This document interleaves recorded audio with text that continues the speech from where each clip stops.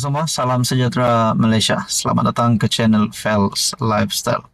Tuan-tuan dan puan yang amat dihormati, berkaitan dengan siasatan diraja ataupun RCI Pulau Batu Putih yang menjadi antara tumpuan pendengar ataupun penonton video ataupun penggemar politik hari ini.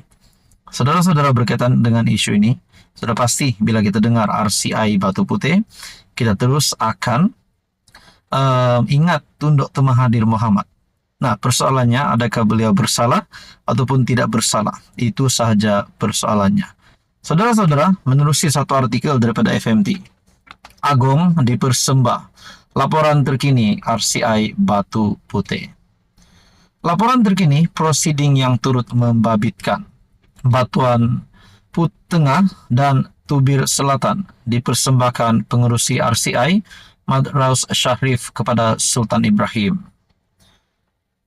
Yang di Pertuan Agong Sultan Ibrahim dipersembahkan laporan terkini Suruhanjaya Siasatan Diraja RCI untuk mengkaji pengendalian perkara berkaitan kes kedaulatan Batu Putih, Batuan Tengah dan Tubir Selatan.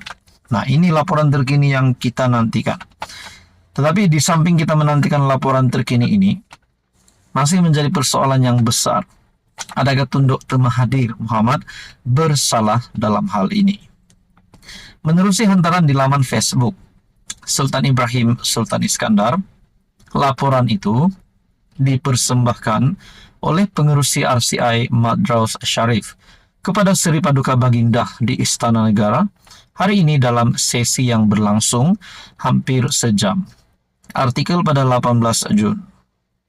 Pada Februari lepas, bahagian hal ehwal Undang-Undang BHI-UU, Jabatan Perdana Menteri JPM dalam kenyataan memaklumkan Sultan Ibrahim memperkenan penubuhan Suruhanjaya tersebut berkuat kuasa serta-merta. Penubuhan RCI itu dilakukan selaras dengan Akta Suruhanjaya Siasatan 1950 Akta 119 pada 23 Mei 2008. Mahkamah Keadilan Antarabangsa ICJ memutuskan Singapura mempunyai hak terhadap Batu Putih manakala Batuan Tengah yang terletak tidak sampai 1 km dari pulau itu milik Malaysia. Selain itu, ICJ memutuskan hak milik Tubir Selatan kira-kira 4 km dari Batu Putih akan ditentukan mengikut persempadanannya perairan negara yang menguasainya. Pada 27 Februari lepas, Menteri di Jabatan Perdana Menteri Undang-Undang dan Reformasi Institusi, Azalina Othman, berkata, penubuhan RCI itu adalah bagi mencari jalan penyelesaian serta mengorak langkah penambahbaikan berkaitan sebarang isu, membangkitkan kedaulatan negara, dan bukan untuk mencari kesalahan mana-mana pihak. Pada 12 Jun, Dr. Mahathir memberi keterangan pada prosiding RCI yang dijalankan secara tertutup. Saudara-saudara, berkaitan dengan isu ini, apa komen Anda? Anda boleh komen di bawah. Sekian saja, teruskan bersama di dalam channel ini. Halo semua, salam sejahtera Malaysia. Selamat datang ke channel Fels Lifestyle. Tuan-tuan dan puan yang amat dihormati, terkini ataupun pilihan raya kecil yang paling terdekat akan diadakan di Malaysia, yaitu pada 6 Julai, pada bulan Julai hadapan, yaitu pilihan raya kecil Dun Sungai Bakap. Seperti yang kita tahu, Kerajaan Perpaduan dan juga daripada kepimpinan pembangkang akan menghantar calon.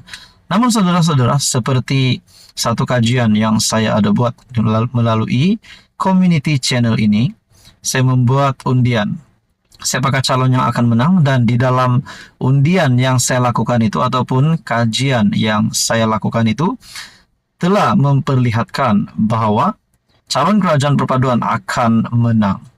Anda boleh lihat di dalam community channel ini. Saudara-saudara, berkaitan dengan pilihan raya kecil Dun Sungai Bakap, melalui satu artikel daripada FMT, mudah intai pilihan raya kecil Sungai Bakap untuk bangkit semula, kata penganalisis. Nah, saudara-saudara, seperti yang kita lihat, mudah sekarang ini dalam bukan dalam bahaya, tetapi di dalam keadaan yang lemah. Dan adakah ada sosok pemimpin yang boleh membangkitkan semula muda ini setelah apa yang berlaku kepada Syed Saddiq berkaitan dengan kes Mahkamah Syed Saddiq. Dan beliau juga serta-merta meletakkan jawatan sebagai Presiden Muda. Dan saudara-saudara, saya juga melihat beberapa pemerhati politik yang membuat satu pemerhatian ataupun persoalan spekulasi Khairi Jamaluddin sertai Parti Muda dan bertanding di Dun Sungai Bakap. Nah, saudara-saudara, berkaitan dengan spekulasi ini, apa pula komen Anda? Nah, kita teruskan di dalam artikel daripada FMT.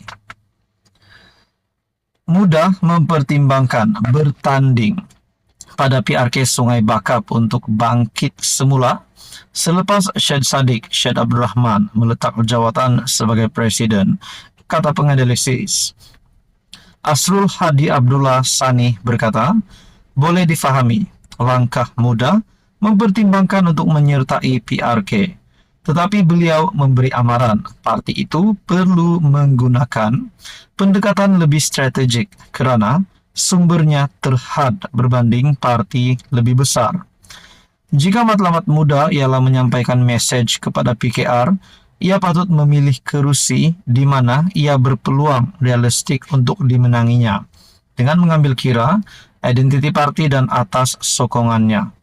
Muda akan berdepan kesukaran memenangi kerusi majoriti Melayu, sebaliknya ia perlu fokus kerusi campuran, katanya kepada FMT. Dun Sungai Bakap di Pulau Pinang mempunyai 59.4% pengundi Melayu, China 22.5%, India 17.4%, dan lain-lain 0.7%. Pada 8 Jun lalu, seorang pemimpin muda Pulau Pinang yang enggan dinamakan memberitahu FMT, parti itu mungkin bertanding pada PRK 6 Julai nanti kerana ia masa baik untuk bertanding, memandangkan reputasi PH semakin merosot. Jadi adakah benar reputasi PH semakin merosot?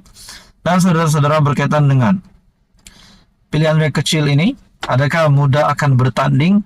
Dan seperti yang kita persoalan ataupun pemerhatian sebelum ini, adakah KJ yang tidak mempunyai parti hari ini akan membantu Muda dengan menyertai parti itu dan menjadi calon bagi parti Muda?